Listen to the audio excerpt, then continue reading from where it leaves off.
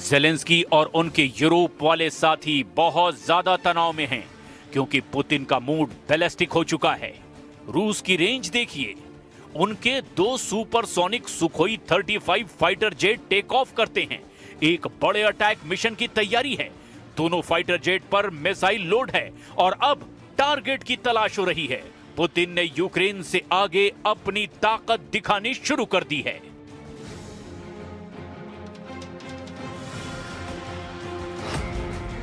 आसमान के बाद समंदर देखिए, ये रूस के एडमिरल गुर्शको क्लास का फ्रीगेट एडमिरल गोलोवको है।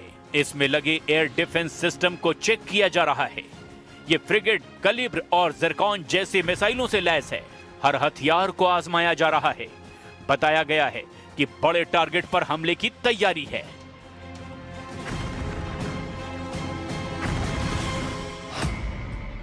उधर जमीन पर पुतिन ने अपनी ऑनिक्स एंटीशिप क्रूज मिसाइल को लॉन्च करने की तैयारी कर ली है।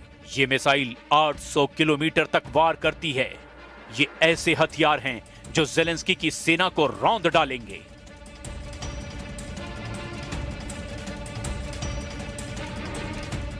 इसी को देखते हुए अमेरिका अब यूक्रेन को टॉम हॉक देना चाहता है, जबकि पुतिन ने ट्रंप को टॉम हॉक मिसाइल को लेकर भी आगाह किया है। लेकिन ट्रंप मान नहीं रहे और शुरुआत में नानुकुर करने के बाद उन्होंने पेंटागन की मंजूरी के बाद एक तरह से टॉम हॉक डील को हरी झंडी दे दी है।